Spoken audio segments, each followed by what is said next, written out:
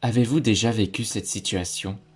Vous êtes allongé dans votre lit, la journée est terminée, tout devrait être calme, mais votre esprit commence à tourner, une pensée apparaît, puis une autre, puis encore une autre. Vous repensez à une conversation passée, vous imaginez un scénario pour demain, vous analysez une décision, et soudain, votre esprit semble incapable de s'arrêter. Les pensées tournent en boucle, des inquiétudes, des scénarios imaginaires, des regrets du passé, des peurs pour l'avenir. Ce phénomène est souvent appelé le surmenage mental ou overthinking, et beaucoup de personnes vivent cela régulièrement. Alors une question importante se pose: comment arrêter de trop penser? Dans cette vidéo, nous allons comprendre pourquoi notre esprit fonctionne ainsi, pourquoi certaines pensées deviennent envahissantes et surtout, comment retrouver plus de calme intérieur. C'est parti. La première chose à comprendre est que notre cerveau n'est pas conçu pour rester totalement calme. Au contraire, le cerveau humain est programmé pour analyser, anticiper et résoudre des problèmes. Pendant des milliers d'années, cette capacité a aidé les humains à survivre. Le cerveau cherchait constamment les dangers possibles, les solutions aux problèmes, les stratégies pour l'avenir. En d'autres termes, penser beaucoup est une fonction naturelle du cerveau. Mais dans le monde moderne, ce mécanisme peut parfois devenir excessif. Au lieu de résoudre un problème réel, l'esprit peut rester bloqué dans des pensées répétitives. Et ces pensées ne produisent souvent aucune solution concrète.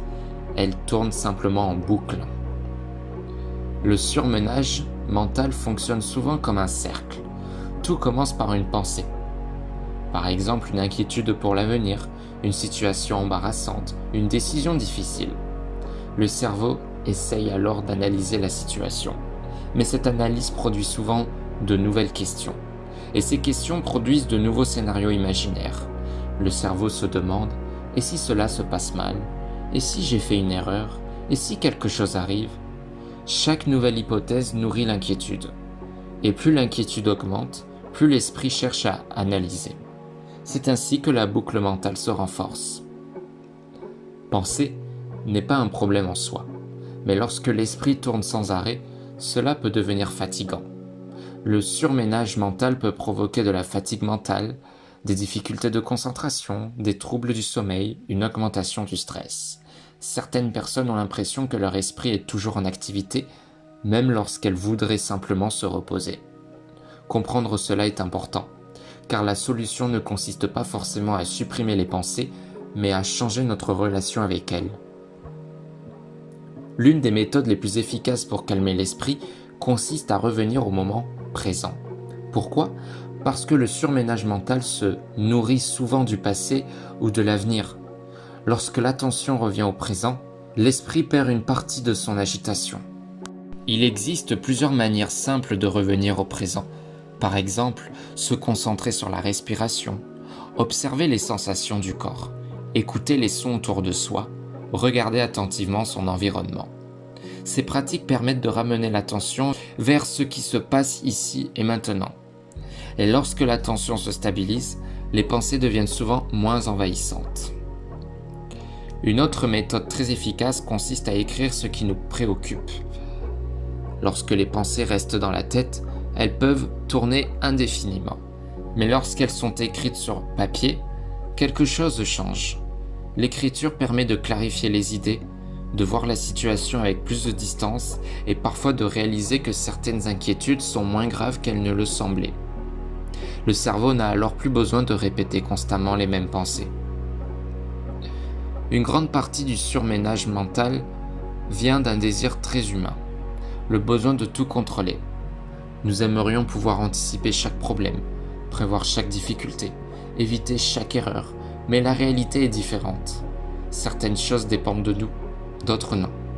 Apprendre à reconnaître cette distinction peut libérer beaucoup d'énergie mentale. Lorsque nous acceptons que certaines situations échappent à notre contrôle, l'esprit peut enfin relâcher une partie de sa tension.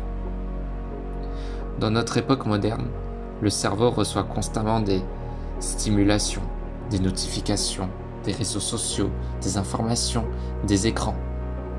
Le cerveau est presque toujours occupé.